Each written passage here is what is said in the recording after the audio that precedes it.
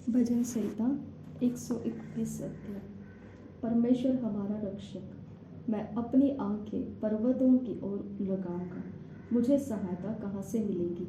मुझे सहायता यहोवा की ओर से मिलती है, जो आकाश और पृथ्वी का करता है।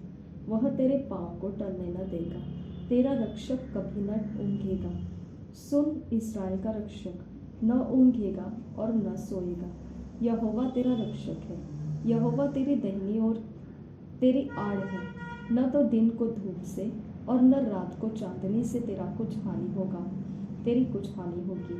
यहोवा सारी विपत्ति से तेरी रक्षा करेगा, वह तेरे प्राण की रक्षा करेगा।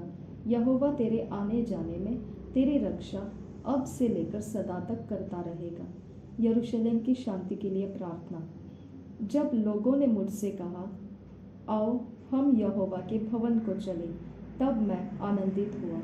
हे यरूशलेम, तेरे फाटकों के भीतर हम खड़े हो गए हैं। हे यरूशलेम, तू ऐसे नगर के समान बना है जिसके घर एक दूसरे से मिले हुए हैं। वहाँ याह के गोत्र गोत्र के लोग यहोवा के नाम का धन्यवाद करने को जाते हैं। यह इस्राएल के लिए साक्षी है। वहाँ तो न्याय के सिंहासन दाऊद के घराने के लिए रखे हुए हैं। यरूशलेम की शांति का वरदान मांगो, तेरे प्रेमी कुशल से रहे। तेरे शहरपनाह के भीतर शांति और तेरे महलों में कुशल होवे। अपने भाइयों संगियों के निमित्त मैं कहूँगा कि तुझ में शांति होवे। अपने परमेश्वर यहोवा के भवन के निमित्त मैं तेरी भलाई का यत्न करूँगा। दया के लिए प्रार्थना। हे स्वर्ग में विराजमान 123 अध्याय। मैं अपनी आंखें तेरी ओर लगाता हूँ।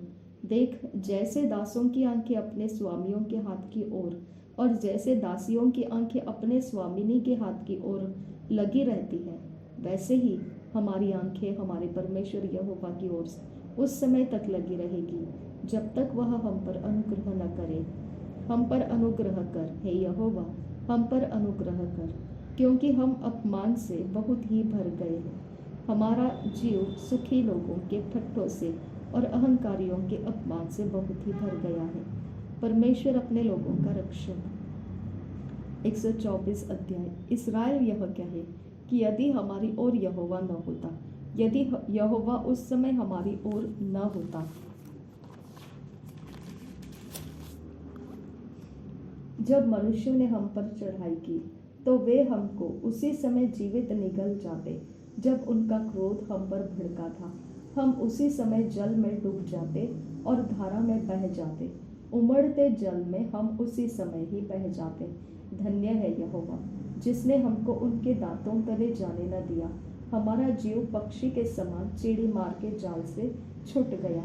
जाल फट गया, हम बच निकले। यहोवा जो आकाश और पृथ्वी का करता है, हमारी सहायता उसी के नाम से होती है। परमेश्वर के लोगों की सुरक्षा। 125 अध्याय। जो यहोवा पर भरोसा रखते हैं, वे सिय्योन पर्वत के समान हैं, जो टलता नहीं वरन सदा बना रहता है। जिस प्रकार यरूशलेम के चारों ओर पहाड़ है, उसी प्रकार यहोवा अपनी प्रजा के चारों ओर अब से लेकर सर्वदा तक बना रहेगा, क्योंकि दुष्टों का राजदंड धर्मियों के भाग पर बना न रहेगा। ऐसा न हो कि धर्मी अपने हाथ कुटिल काम की ओर बढ़ाए। हे यहोवा, भलों का और सीधे मन वालों का भला कर, परंतु जो मुड़कर टेढ़े मार्गों में चलते हैं, उनको यहोवा अनर्थकारियों के संग निकाल देगा। इस्राएल को शांति मिले। छुटकारे के लिए प्रार्थना। 126 अध्याय। जब यहोवा सिय्योन से लौटने वालों को लौटा ले आए, तब हम स्वप्न देखने वाले से हो गए। तब हम आनंद से हंसने और जय जयकार करने लगे। तब जाति जाति के बीच में कहा जाता था, यहोवा ने इनके साथ बड़े बड़े काम किए हैं।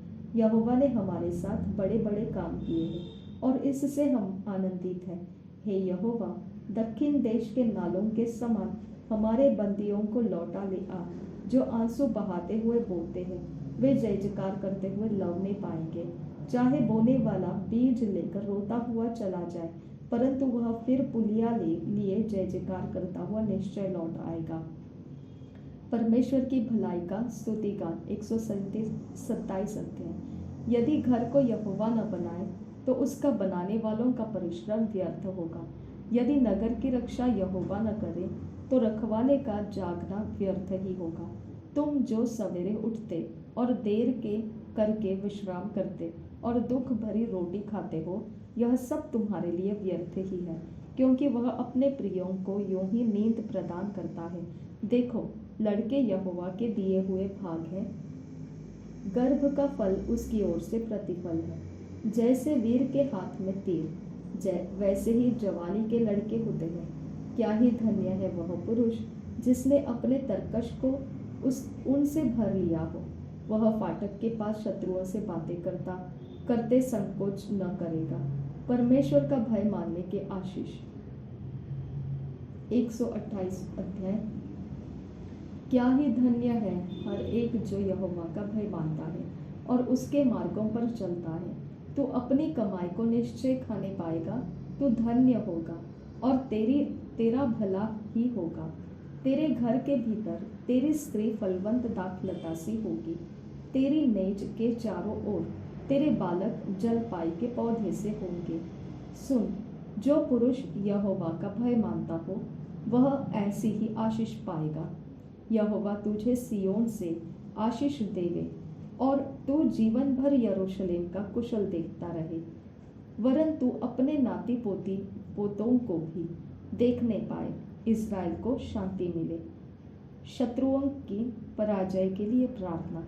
129 अध्याय। इज़राइल अब यह कहे, मेरे बचपन से लोग मुझे बार बार क्लेश देते आए हैं।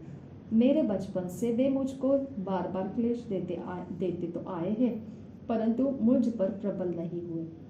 हलवाहों ने मेरी पीठ के ऊपर हल चलाए और लंबी लंबी रेखाएं की।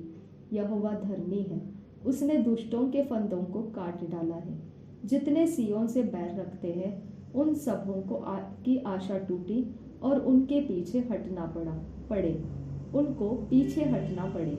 वे छत पर की घास के समान हो जो बढ़ने से पहले सूख जाती है, जिससे कोई लगने वाला अपनी मुट्ठी नहीं भरता, न पुलियों का कोई बांधने वाला अपनी अंकवार भर पाता है। और न आने जाने वाले यह कहते हैं, यहोवा की आशीष तुम पर होवे। हम तुमको यहोवा के नाम से आशीर्वाद देते हैं। करुणामय परमेश्वर। 130 अध्याय। हे यहोवा, मैंने गहरे स्थानों में से तुझको पुकारा है। हे प्रभु, मेरी सुन। तेरे कान मेरे गिड़गिड़ाने की ओर ध्यान से लगे रहे। हे याह, यदि तू अधर्म के कामों का लेखा ले तो हे प्रभु, कौन खड़ा रह सकेगा? परंतु तू क्षमा करने वाला है, जिससे तेरा भय माना जाए। मैं यहोवा की बाट जोहता हूँ, मैं जी से उसकी बाट जोहता हूँ और मेरी आशा उसके वचन पर है।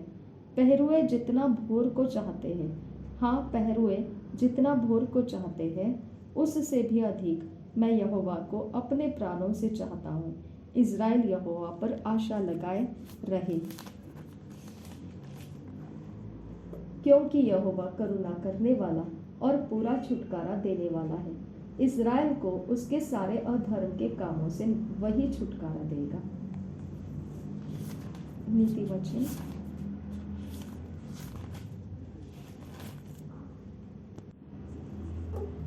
सात अध्याय। हे मेरे पुत्र, मेरी बातों को माना कर और मेरी आज्ञाओं को अपने मन में रख छोड़। मेरी आज्ञाओं को मान, इससे तू जीवित रहेगा, और मेरी शिक्षा को अपनी आंख की पुतली जान। उनको अपनी उंगलियों में बांध और अपने हृदय की पटिया पर लिख ले। बुद्धि से कहे, तू मेरी बहन है, और समझ को अपनी साथीन बना। तब तू पराई स्त्री से बचेगा जो चिकनी चुपड़ी बातें बोलती है। एक उदाहरण। मैंने एक दिन अपने घर की खिड़की से अर्थात अपने झरोखे से झांका।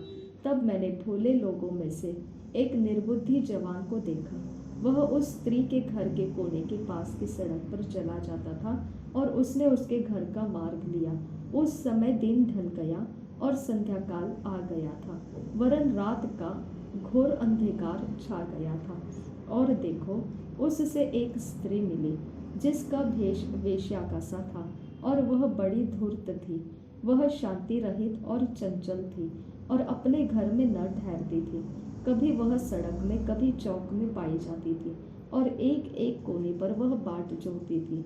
तब उसने उस जवान को पकड़कर चूमा और निर्लज्जता की चेष्टा करके उससे कहा, मुझे मेल बलि चढ़ाने थे और मैंने अपनी मन्नतें आज ही पूरी की है। इसी कारण मैं तुझसे भेंट करने को निकली। मैं तेरे दर्शन की खोजी थी और अभी पाया है। मैंने अपने पलंग को के बिछौने पर मिस्र के बेलबूटे वाले कपड़े बिछाए हैं। मैंने अपने बिछौने पर गंध रस, अगर और दालचीनी छिड़की है। इसलिए अब चल, हम प्रेम से भोर तक जी बहलाते रहे। हम परस्पर की प्रीति से आनंदित रहे, क्योंकि मेरा पति घर में नहीं है। वह दूर देश को चला गया है। वह चांदी की थैली ले गया है और पूर्णमासी को लौट आएगा। ऐसी बातें कह कहकर उसने उसको अपनी प्रबल माया में फंसा लिया और अपनी चिकनी चुपड़ी बातों से उसको अपने वश में कर लिया। वह तुरंत उसके पीछे हो लिया, जैसे बैल कसाई खाने को या जैसे बेड़ी पहने हुई कोई मूढ़ ताड़ना पाने को जाता है। अंत में उस जवान का कलेजा तीर से बेधा जाएगा। वह उस चिड़िया के समान है जो फंदे की ओर वेग से उड़े और न जानती हो कि उसमें मेरे प्राण जाएंगे। अब हे मेरे पुत्रों, मेरी सुनो और मेरी बातों पर मन लगाओ। तेरा मन ऐसे स्त्री के मार्ग की ओर न फिरे और उसके डगरों में भूल कर न जाना, क्योंकि बहुत से लोग उसके द्वारा मारे पड़े हैं। उसके घात किए हुओं की एक बड़ी संख्या होगी। उसका घर अधोलोक का मार्ग है, वह मृत्यु के घर में पहुंच जाता है।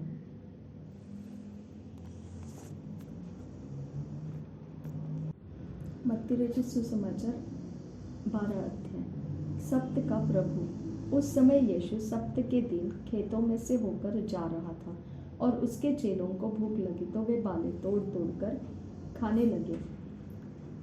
फरीसियों ने यह देखकर उससे कहा, देख, तेरे चेले वह काम कर रहे हैं जो सप्त के दिन करना उचित नहीं। उसने उनसे कहा, क्या तुमने नहीं पढ़ा कि दाऊद ने जब वह और उसके साथी भूखे हुए तो क्या किया? वह कैसे परमेश्वर के घर में गया और भेड़ की रोटियां खाई, जिन्हें खाना न तो उसे और न उसके साथियों को, केवल याजकों को उचित था। क्या तुमने व्यवस्था में नहीं पढ़ा कि याजक सप्त के दिन मंदिर में सप्त के दिन की विधि को तोड़ने पर भी निर्दोष ठहरते हैं? पर मैं तुमसे कहता हूँ, यहाँ वह है जो मंदिर से भी बड़ा है। यदि तुम इसका अर्थ जानते, मैं दया से प्रसन्न होता हूँ, बलिदान से नहीं, तो तुम निर्दोष को दोषी न ठहराते। मनुष्य का पुत्र तो सप्त के दिन का भी प्रभु है। सूखे हाथ वाले मनुष्य को चंगा करना। यहाँ से चलकर वह उनके आराधनालयों में आया। वहाँ एक मनुष्य था जिसका हाथ सूखा हुआ था। उन्होंने यीशु पर दोष लगाने के लिए उससे पूछा, क्या सप्त के दिन चंगा करना उचित है? उसने उनसे कहा, तुम में ऐसा कौन है जिसकी एक ही भेड़ हो और वह सप्त के दिन गड्ढे में गिर जाए तो वह उसे पकड़कर न निकाले? भला मनुष्य का मूल्य भेड़ से कितना बढ़कर है। इसलिए सप्त के दिन भलाई करना उचित है। तब उसने उस मनुष्य से कहा, अपना हाथ बढ़ा। उसने बढ़ाया और वह फिर दूसरे हाथ की तरह अच्छा हो गया। तब फरीसियों ने बाहर जाकर उसके विरोध में सम्मति की कि इसे किस प्रकार नष्ट करे। परमेश्वर का चुना हुआ सेवक। यह जानकर यीशु वहां से चला गया और बहुत लोग उसके पीछे हो लिए और उससे सबको चंगा किया और उन्हें चिताया कि मुझे प्रकट न करना, ताकि जो वचन यशायाह भविष्यद्वक्ता के द्वारा कहा गया था वह पूरा हो। देखो, यह मेरा सेवक है जिसे मैंने चुना है, मेरा प्रिय, जिससे मेरा मन प्रसन्न है। मैं अपना आत्मा उस पर डालूंगा और वह अन्य जातियों को न्याय का समाचार देगा। वह न झगड़ा करेगा और न धूम मचाएगा और न बाजारों में कोई उसका शब्द सुनेगा। वह कुचले हुए सरकंडे को न तोड़ेगा और धुआं देती हुई बत्ती को न बुझाएगा, जब तक वह न्याय को प्रबल न कराए और अन्य जातियां उसके नाम पर आशा रखेगी। यीशु और बलजबुल। तब लोग एक अंधे गूंगे को जिसमें दुष्ट आत्मा थी उसके पास लाए और उसने उसे अच्छा किया और वह बोलने और देखने लगा। इस पर सब लोग चकित होकर कहने लगे, ये क्या दाऊद की संतान है? परंतु फरीसियों ने यह सुनकर कहा, यह तो दुष्ट आत्माओं के सरदार बालजबुल की सहायता के बिना दुष्ट आत्माओं को नहीं निकालता। उसने उनके मन की बातें जानकर उनसे कहा, जिस किसी राज्य में फूट होती है वह उजड़ जाता है, और कोई नगर या घराना जिसमें फूट होती है बना न रहेगा। और यदि शैतान ही शैतान को निकाले तो वह अपना ही विरोधी हो गया है, फिर उसका राज्य कैसा बना रहेगा? भला यदि मैं शैतान की सहायता से दुष्ट आत्माओं को निकालता हूँ तो तुम्हारे वंश किसकी सहायता से निकालते हैं? इसलिए वे ही तुम्हारा न्याय करेंगे। पर यदि मैं परमेश्वर के आत्मा की सहायता से दुष्ट आत्माओं को निकालता हूँ तो परमेश्वर का राज्य तुम्हारे पास आ पहुँचा है। या कैसे कोई मनुष्य किसी बलवंत के घर में घुसकर उसका माल लूट सकता है जब तक कि पहले वह उस बलवंत को न बांध ले, तब वह उसका घर लूट लेगा। जो मेरे साथ नहीं वह मेरे विरोध में है, और जो मेरे साथ नहीं बटोरता वह बिखेरता है। इसलिए मैं तुमसे कहता हूँ कि मनुष्य का सब प्रकार का पाप और निंदा क्षमा की जाएगी, परंतु पवित्र आत्मा की निंदा क्षमा न की जाएगी।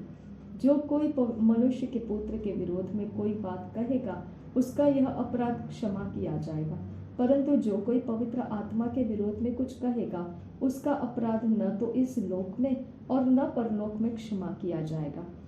पेड़ और उसका फल। यदि पेड़ को अच्छा कहो तो उसके फल को भी अच्छा कहो, या पेड़ को निकम्मा कहो तो उसके फल को भी निकम्मा कहो, क्योंकि पेड़ अपने फल ही से पहचाना जाता है। हे सांप के बच्चों, तुम बुरे होकर कैसी अच्छी बातें कह सकते हो? क्योंकि जो मन में भरा है वही मुंह पर आता है।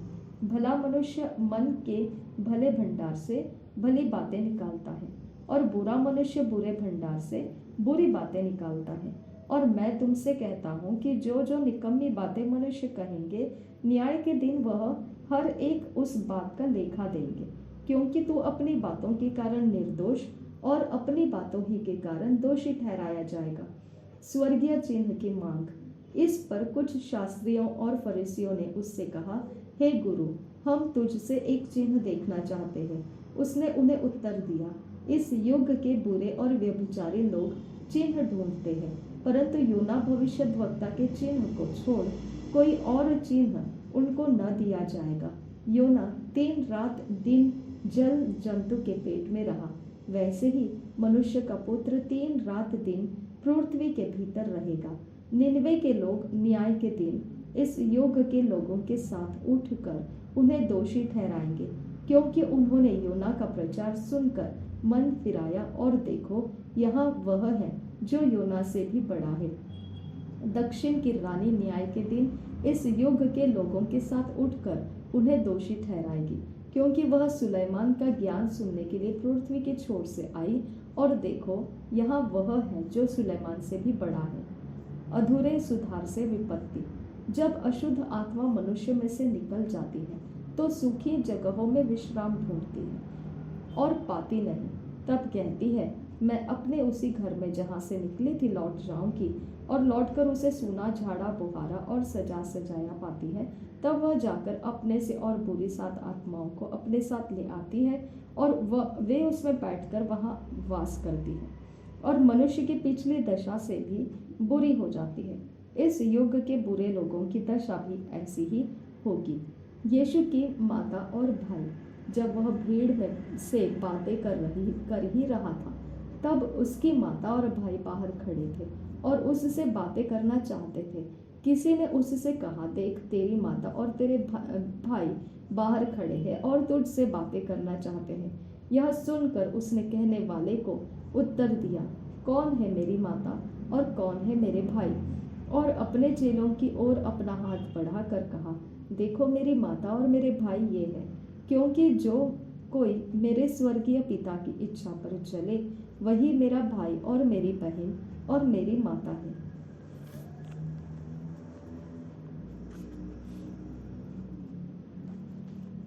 प्रेरितों के काम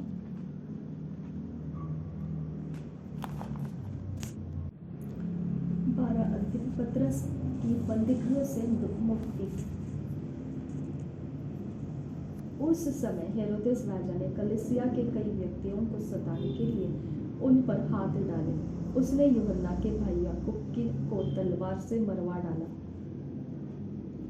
जब उसने देखा कि यहूदी लोग इससे आनंदित होते हैं, तो उसने पतरस को भी पकड़ लिया। वे दिन अख़मीरी रोटी के दिन थे। उसने उसे पकड़ के बंदीगृह में डाला और 4-4 सिपाहियों के 4 पहरों में रखा, इस विचार से कि फसह के बाद उसे लोगों के सामने लाए। बंदीगृह में पतरस बंद था, परंतु कलीसिया उसके लिए लौ लगाकर परमेश्वर से प्रार्थना कर रही थी।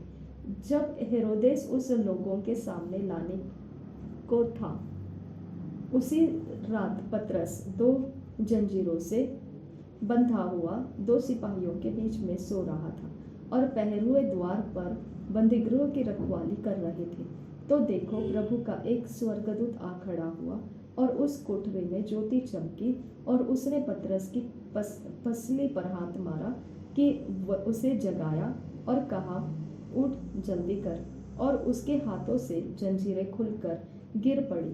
तब स्वर्गदूत ने उससे कहा, कमर बांध और अपने जूते पहन ले। उसने वैसा ही किया। फिर उसने उससे कहा, अपना वस्त्र पहनकर मेरे पीछे हो ले। वह निकलकर उसके पीछे हो लिया, परंतु यह न जानता था कि जो कुछ स्वर्गदूत कर रहा है वह सच है, वरन यह समझा कि मैं दर्शन देख रहा हूँ। तब वे पहले और दूसरे पहरे से निकलकर उस लोहे के फाटक पर पहुंचे जो नगर की ओर है। वह उनके लिए आप से आप खुल गया और वे निकलकर एक ही गली होकर गए, और तुरंत ही स्वर्गदूत उसे छोड़कर चला गया। तब पतरस ने सचेत होकर कहा, अब मैंने सब जान लिया है कि प्रभु ने अपना स्वर्गदूत भेजकर मुझे हेरोदेस के हाथ से छुड़ा दिया और यहूदियों की सारी आशा तोड़ दी है। यह जानकर वह उस यूहन्ना की माता मरियम के घर आया, जो मरकुस कहलाता है। वहाँ बहुत से लोग इकट्ठे होकर प्रार्थना कर रहे थे। जब उसने फाटक की खिड़की खटखटाई, तो रूदे नामक एक दासी देखने को आई। पतरस का शब्द पहचानकर उसने आनंद के मारे फाटक न खोला, परंतु दौड़कर भीतर गई और बताया कि पतरस द्वार पर खड़ा है। उन्होंने उससे कहा, तू पागल है, परंतु वह दृढ़ता से बोली कि ऐसा ही है। तब उन्होंने कहा, उसका स्वर्गदूत होगा, परंतु पतरस खटखटाता ही रहा। अतः उन्होंने खिड़की खोली और उसे देखकर चकित रह गए। तब उसने उन्हें हाथ से संकेत किया कि चुप रहे, और उनको बताया कि प्रभु किस रीति से उस बंदीगृह से निकाल लाया है। फिर कहा, याकूब और भाइयों को यह बात बता देना। तब निकलकर दूसरी जगह चला गया। भोर को सिपाहियों में बड़ी हलचल मच गई कि पतरस का क्या हुआ। जब हेरोदेस ने उसकी खोज की और न पाया, तो पहरुओं की जांच करके आज्ञा दी कि वे मार डाले जाएं, और वह यहूदियों को छोड़कर कैसरियों में जाकर रहने लगा।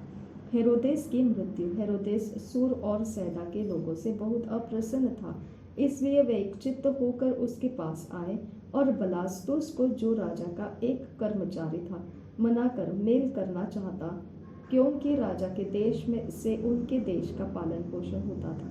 ठहराए हुए दिन हेरोदेस राजवस्त्र पहनकर सिंहासन पर बैठा और उनको व्याख्यान देने लगा। तब लोग पुकार उठे, यह तो मनुष्य क्या नहीं, ईश्वर का शब्द है। उसी क्षण प्रभु के एक स्वर्गदूत ने तुरंत उसे मारा, क्योंकि उसने परमेश्वर को महिमा न दी, और वह कीड़े पड़ के मर गया। परंतु परमेश्वर का वचन बढ़ता और फैलता गया। जब बरनबास और शाऊल अपनी सेवा पूरी कर चुके, तो यूहन्ना को, जो मरकुस कहलाता है, साथ लेकर यरूशलेम से लौटे।